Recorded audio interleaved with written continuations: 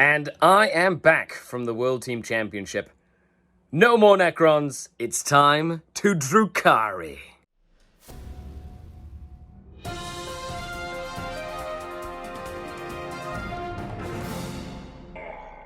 The Dark Kid. Well, I'm back to Canada, of course. This is the studio. I'm in the process of moving the filming studio to the Tabletop Forge. Make sure you check them out. They're in Barrie. That means I have a schedule for you to come to Canada and play against me and do bat rep. So make sure you check that out if you want to play with me. I'm going to the Capital City Bloodbath, which is one of the premier events in Canada. It's an 84-person major. I'm taking my Drukhari. Let's go over the list. Let's go over my plan. Let's go over the missions and how I play. Then break it down. Because, if you haven't heard, Dark Eldar are in a bad spot. We're like C tier, according to the art of war. But I disagree. So I have to show you that it can be done and it is possible. So let's go to this event. Let's play some games. But first, let's take a look at the list. And here we have 2,000 points, my Drukhari list for this weekend. Let's take a look at the different options. So, the core of the list is the Archon, who is my warlord. Now, he has a splinter pistol for this event. I'm going to be testing him, deploying him on his own, and giving him an assault weapon means he can advance and do actions and things like that. So he's just going to be a lone guy. Then I have my homunculus. He has my only enhancement, which is the Crucible of Malediction. Now, my theory is that causing battle shocks on the enemy will be very useful, especially considering I have a Solitaire, to try and go in and eliminate enemy characters or prevent units from using specific stratagems at like a key moment in time. It is very cheap. I'm really hoping to see if that works. A Solitaire and Death Jester, they're mainly for lone operative because I feel like you need that in this meta. Then we have the core of the list, which are 3 units of 10 Cabalite Warriors. Now, I did put squad marks on them to split them up into 6 5-strong units, thanks to the 3 Venoms. So I usually put the 5 with guns in each Venom, and then the other 3 units with like no upgrades. 2 of them tend to go in Strategic Reserve, and 1 tends to go on the board to just sticky my home objective. Or sometimes if my enemy had out of line of sight shooting, the Archon did join them as well. A unit of 5 racks to go with the homunculus as well. Then we had 3 units of mandrakes. They're really, really good for scoring. So usually I take 2 units, but you know what? I said, let's do 3 units. The mandatory Chronos, I used to take 2, but I think I can get away with just using 1, as long as my positioning is better. Now, instead of 3 units of Scourge, I needed to save some points, so I took 2 units of 5 with Dark Lances. Ravagers are extremely cheap, therefore I'm still taking 3 because they're just so good for under 100 points. And last but not least, a Void Raven bomber with missiles and D-sides.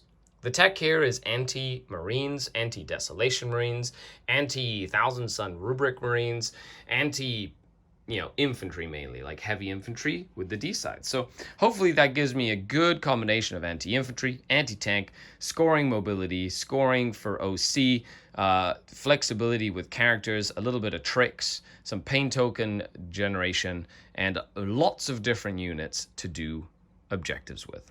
The link to the list will be in the description below. Let me know what you think. And when we come back from the tournament, we're going to go over the list itself and how it did. Okay, here we are at the Capital City Bloodbath. There we go. Lots of fun times. I'm playing against Chaos Space Marines on round number 1. And I've decided to run tactical, which is really good with my 3 units of mandrakes and a bunch of stuff. Turn 1 was pretty good. I decimated a possessed unit, but I did lose my Solitaire in the process, but that's okay. That's what the Solitaire is there for. Disrupt, as we move on to the turn. So we'll be back at the end of the game. Let's see how it goes. And end of the game. So let's just say that Void Raven Bomber picks up Chaos Space Marines pretty good. The D-size on it were really, really good. I was able to get a positional advantage. I suicided my Solitaire to basically do quite a bit of damage to the possessed early in the game, which took their wind out of the sails when they came in. And I was able to zone out the table to prevent the Warp Talons from rapid ingressing where they wanted to, which means they basically had to come in all the way in the back of the table and then got shot by a Void Raven Bomber, which was just bad for them. Other than that, that's round number 1, a good victory to the Drukhari, and let's see how long it takes me to play Genes of the Cult or Eldar, which will be probably the end of a good run at that point, because those two factions are silly. Okay, on to round number 2. Round number 2, and I get to play against the Necron list that I basically took to the WTC, with a couple of changes here or there. We're playing the Ritual Scrambler Fields, and it's going to be interesting. Yeah, so Necrons went first, which is really good for Necrons. I know, because I played against Necrons, and we'll see what happens. Yeah, wish me luck. It's going to be very close. I have some tech that might be really useful into the Necrons. We'll see if it goes off. If it does, great. If not, I might be in danger. So let's see what we can do as we move in to round number 2. And there we have it. Round number 2. I lost to Necrons by 2 points. 78 to 80. I almost had it. There was one turn where I needed to just kill one unit of Lich Guard. If he wasn't able to kill a unit on objective, that's it. That's the game for me. Man, such a close game. Loved it. I cannot wait to break it down when we go back to the studio. The little tech that I put in there to mess with Necrons actually worked. It was really good. The Crucible Malediction allowed me to go in and basically make one unit Lich Guard killable, which was very, very useful. Awesome. So with that, 1 win, 1 loss. Now I get to go into the fun bracket, which is kind of, Necrons, Genes of the Cult, and Eldar is just the boogeymen. So let's see what we can do at the end as we go through the tournament. And round number 3, playing against TJ and his Thousand Sons. It's going to be a good game. The last game that I lost by 2 points was heart-wrenching, but very, very close. Had food, very relaxed. Now we're playing Kill 1, Kill More, Hold 1, Hold More. MSU Dark Eldar versus not as many MSU Thousand Sons. It'll be interesting. It'll definitely be an interesting game. I think TJ has the upper hand a little bit in this one. That's okay. We're having some fun times. Here. No, so this is my house. We're also on Tabletop Live. Check them out on YouTube. And that's game. I will put a link to the stream game if you want to watch it. I did end up winning the game. TJ says don't watch it. I did nuke Magnus on the first round. And that was big, because then that just basically dictated the whole pace of the game. I had 2 Ravagers and basically 1 unit of Scourge, drop Magnus in 1 shooting phase. Even with -1 damage, -1 to hit, it was nuts. So all in all, it happens, but that's a win going into round number 4. Last game of the day, and I get to play against Magnus and friends yet again. But this is a different list with double Mutilith Vortex Beasts. I went for tactical missions again, and this time it's priority targets. Is it priority targets? It is priority targets. Interesting. Priority targets and table quarters and stuff. End of the game. I did win against the Magnus again. However, this was a much tougher game. Magnus lived all the way until the last turn on 1 wound, basically just tanking every invul save he ever had to make against all my Dark Lances. All my Ravagers died. At the end, it was just 10 Terminators versus the world. And thanks to this mission, I was able to get a bunch of points end game, which then kind of flipped the score in my favor. Wow, what a game. Okay, so I'm tired. Let's go get some food. And back for 2 more rounds tomorrow. Yeah, 2 more rounds. I have been having such a fun time playing these Drukhari. It feels like I'm in the zone. And then let's see if I play Eldar tomorrow, because that'll make me sad if I do. Round number 5. Playing against Dark Angels. Lots and lots of vehicles. We're just playing really cagey. He went first, so none of us are committing right now. It's a cat and mouse game, or a lion and mouse game. Ha! And then my Solitaire failed an 8-inch rerolled charge into his Calidus. I wanted that to happen, but he rolled really crappy on his blitz. Sad. So now he's probably going to die. Okay, so with that, let's go into the game. Wish me luck. I'm going second, which is actually good for me. And that is that. Okay, so end of the game. I did end up winning against the Dark Angels. Holy moly, does that list shoot way more than I thought it would. The turn that the Dark Angels came out and shot me, I lost a third of my army in a single turn. But I was able to pin the Dark Angels in their zone and prevent them from coming out to score points, and that essentially gave me the win. So it was an 81 to 36. It was a good, solid win. At the end, the Mandrakes was killing the Calidus Assassin to get me some lost points there. Okay, so with that, that is 4-1 into round number 6. However, in every table after this, every single of the top tables has an Eldar player on it, which means likely gonna get Eldar'd. So we'll see as we move in to the final round of the Capital City Bloodbath. But I do I cannot wait to break it down for you when we get to the studio, because I have learned so much playing this, and I've had so much fun, even though I enjoy the Necrons. Shh, don't tell anyone. I have had a lot of fun, so let's go to the last round. The last round of the event, I'm playing against Tau. That's right, chosen battlefields. We got to place the objectives, but we both kind of had an unwritten agreement, which was an unspoken agreement of trying to balance the thing so it wasn't like a complete blowout. I ended up going first, which does help against Tau. I was able to kind of get up aggressive and start really killing a devilfish and killing some crisis suits. So let's see how it goes. Last round of the event, round 6. And I'm happy to say I didn't play a single Tau player.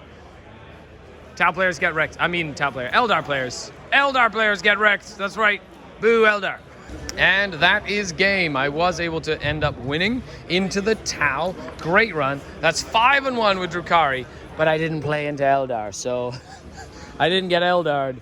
However, congrats. I think Tim won the finals. He was on this table against Eldar. It was Eldar and Eldar final. He won. Teammate from Team Canada, shout out to him for, I think he took the whole event with that win, which is awesome. And with that, let's go back to the studio. Let's break down the list and what I learned, because I learned a lot. I love that Crucible Malediction. It's fantastic. It actually comes into play. I love just having 2 units of Scourge, 3 Raps. Like, the list that I played is fantastic. I can't wait to fine-tune it. But let's go back and talk about it.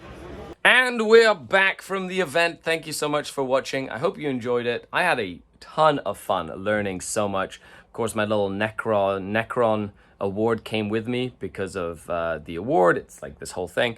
And it was really cool to have it next to me every single game. So let's go over the list. Let's break down what I liked, what I didn't like, things that I learned, and what I might change for the next event. Well, I did okay. I came in, I think, 7th place, or 8th place out of 83 people. I lost 1 game into Necrons by 2 points, which was very, very close.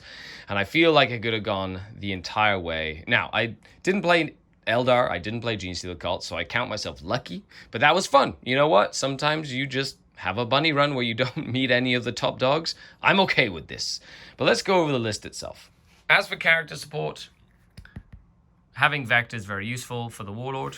I really enjoyed the Crucible of Malediction. It came into play quite a few times, especially in the Necron matchup, where I was able to battle shock a Lich Guard unit before sending in the Solitaire to snipe out the Technomancer so that they couldn't use the stratagem to regenerate the character, which allowed me to almost kill a Lich Guard brick, which is incredible. Now, I did lose that game, but I did forget to Vect the Resurrection stratagem, and that pissed me off so much because I totally forgot it till the end. I was like, I didn't use Vect that whole game. He was good. He died more often than not, but it was nice to have a lone op to force people to get a little closer to you. The Venoms were really good to split all the Cabalites. This core, 3 Venoms and 30 Cabalites, never leaving without it. It was incredible. I loved having all the little units to do actions, OC, extra attacks, like everything. It was great. The racks kept the homunculus alive, and they're a little bit more durable. Plus, they give me pain tokens if they die, which, because I don't have Art of Pain, forcing battle shocks and having a unit that gives me pain token when it dies, or extra pain tokens when they kill something, was quite useful. And then it allowed the Chronos to sometimes just power up my entire army with like 2 pain tokens, which was really good. So I really enjoyed that. The Mandrakes were excellent, absolutely incredible. I would never leave home without 3. They're really good. I didn't miss the 3rd unit of Scourge. Dark Lances are great. The Ravagers were excellent. And the Void Raven Bomber, surprisingly enough, was really good. In like every single game, it came in and murdered something. And then it usually died. But it was very efficient at killing Marines, or Marine-style bodies, which is exactly what I put it in there. It even killed some Desolation Marines in that one game against Space Marines, and killed 2 Flamer bricks with the Thousand Suns. Like, pretty much made them from 10 with Armon to like 3 in Armon, which totally took the teeth out of that unit in both of my Thousand Sun games. So I really like that a lot. So what would I change? Well, to be honest, I think I might just drop the Death Jester. The Solitaire was really, really good. Now, what would I put in for the Death Jester? I'm not sure. I'm thinking of doing maybe some Reaver jet bikes, but I'd have to like tweak the points around to make them fit. I did feel like I needed that extra little bit of speed. I love the core of this list, and I think most of my Drukhari lists are going to be looking this way moving forward. But let me know what you think down below. I think that's the only change I do. I take him out, put some Reaver jet bikes in. Everything else did its job well. The Archon was another one that I enjoyed, but he wasn't really necessary. I could just do it with him. Maybe put in Drazar instead. I don't know. You just let me know what you think in the description. And there you have it, the Capital City Bloodbath. I hope you learnt as much as I did. Now, I'm looking forward to the future. I know as Games Workshop changes and balances the game, Genius of the Cult and Eldar are not going to be the crazy powerhouses that they have been so far. So I'm hopeful for the future, and I hope you are as well. In the meantime, don't lose hope. Play some games. Take your licks and learn how to use the tools that you have at your advantage. Of course, you might agree, you might disagree, but don't forget, we spend too much time, effort, and money on this hobby to be grumpy. Now, if you have any questions, leave a comment down below. You can like, share, and subscribe to the content in order to never miss a video. And a huge shout out to the channel Patreons, without whom none of this would be possible. Thanks to you, I get to make videos and content. So if you'd like to support the channel, that is the best way. The link is in the description. And I will see you all on the next video. The Dark Kin. I'm back, baby.